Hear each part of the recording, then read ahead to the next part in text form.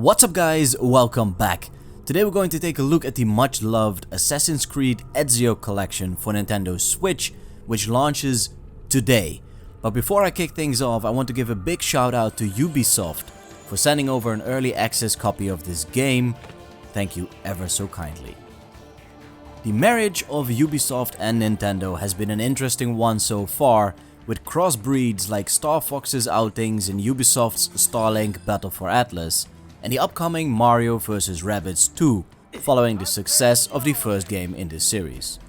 The Assassin's Creed games, however, have somewhat of a different vibe to them, as the initial release of Assassin's Creed 3 turned out to be a rocky one. Thankfully, Assassin's Creed The Rebel Collection was a different story altogether and managed to pull Nintendo fans into the adventures of Edward Kenway and Shay Patrick Cormac. The lingering question to Assassin's Creed fans worldwide, however, remained unanswered. Till now, with the awesome but somewhat overdue release of the Assassin's Creed Ezio collection. But you may ask, how well does it hold up and what's actually included in this package? After all, it's just a straight up port, am I right? Look, there's more to it than that, but it'll have to wait. Trust me, okay? All right, I'm in. Baby brother still has much to learn. Has he lost his mind? Come on, Tartaruga.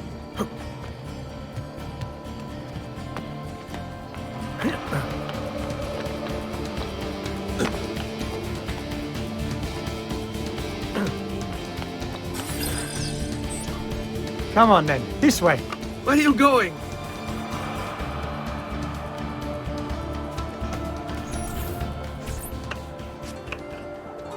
It is a good life we lead, brother. The best. May it never change.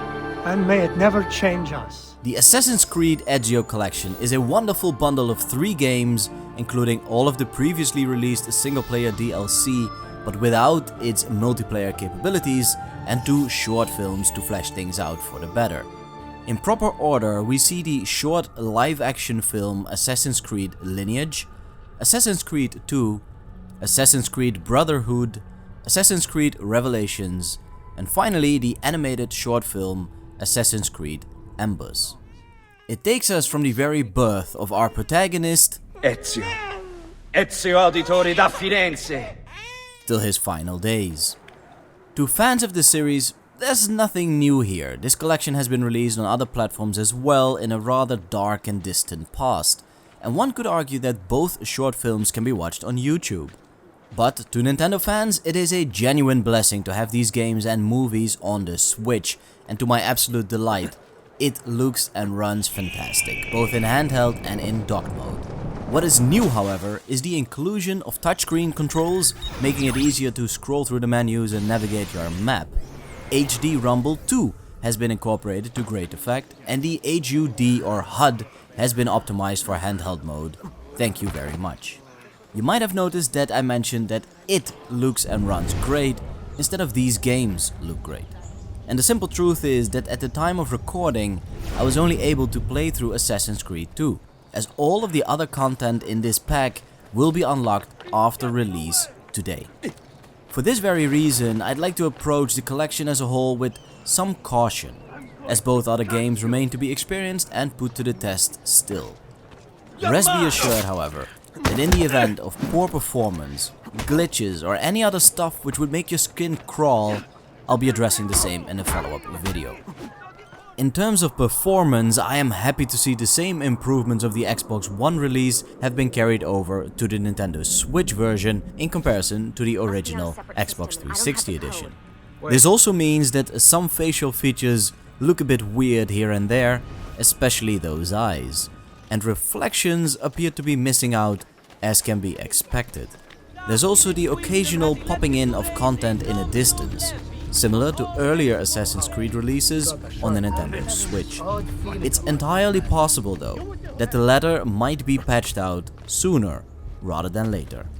In terms of lighting effects, shadows, color grading and what have you, the Switch has no problem with maintaining a stable frame rate and resolution, both docked and in handheld. Unfortunately, I am unable to show you any handheld video footage, as the option of video capturing has been disabled, at least till the official release of the game. Stills, however, are no problem, as you can clearly see some of these lovely screenshots. All in all, one could argue that this release might come a bit late. Too late for some, as it's been out on other platforms for some time now. But looking at it from a different perspective, to people whose primary console is the Nintendo Switch, the Assassin's Creed Ezio collection is a fantastic outing still, as some of the best reviewed games in this series to date. Sure, these games show their age in terms of visuals, movement and character progression, but there's something untimely about parkouring through Renaissance Italy and bumping into the likes of Leonardo da Vinci. I sincerely hope you'll be picking up this collection and that it will go over well, so that in time we'll be sure to see more Assassin's Creed coming to Nintendo Switch. For anyone who's considering grabbing a physical edition, please know that only Assassin's Creed 2 is included on the cartridge. All of the other content, including additional language packs, can be downloaded to a maximum of a whopping 35 GB of your precious storage space. Please be sure to share your take on this collection down in the comment section below, hit that like button if you have enjoyed today's review, and I will see you next time. Come amici, a weekly bleeding.